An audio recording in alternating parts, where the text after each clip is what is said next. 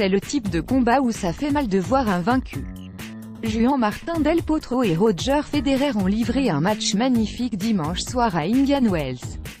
Une ambiance de feu pour une lutte acharnée de près de 3 heures, un suspense insoutenable, des points de folie, des rebondissements improbables. Il fallait un perdant et c'est tombé sur celui que l'on n'attendait pas. Invaincu jusque-là en 2018, Federer a fini par céder.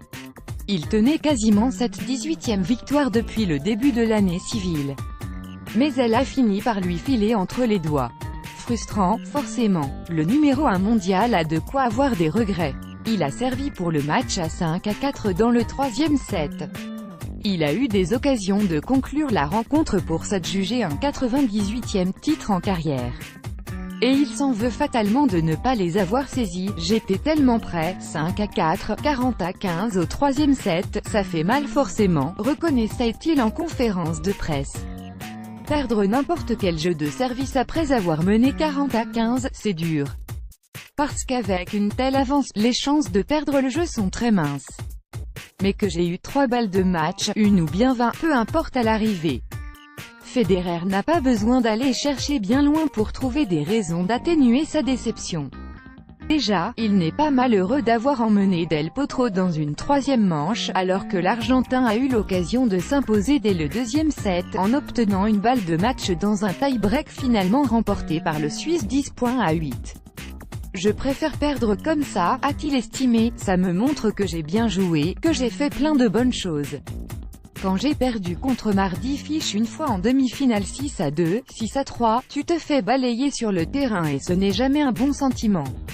Je préfère dans 2 semaines ou dans 2 mois, regarder en arrière et me dire celui-là, j'aurais aussi pu le gagner, c'était entre Juan Martín et moi, le Suisse laissait même transparaître une pointe de satisfaction dans la défaite. Celle d'avoir joué ce match, tout simplement.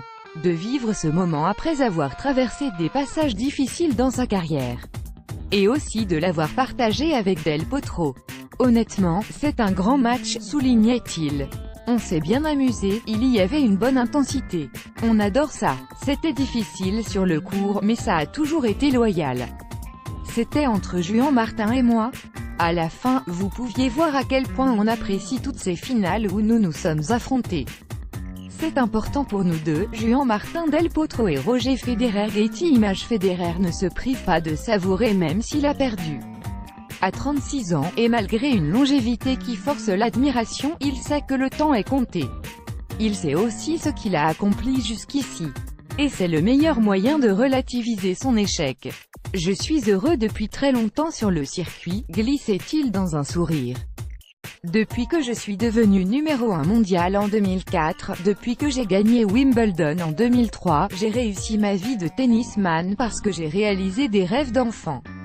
C'est pour ça que la retraite peut attendre, je profite juste du présent, je passe vraiment de bons moments, d'autres sont à venir.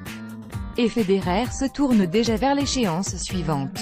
La semaine prochaine, le numéro 1 mondial sera de nouveau sur le pont à Miami.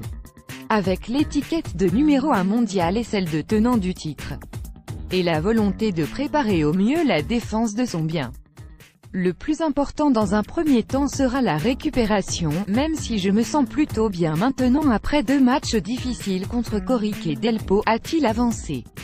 Je me réjouis de jouer à Miami, et j'espère aller loin encore une fois, et m'offrir une chance de défendre mon titre. Histoire de faire encore durer le plaisir.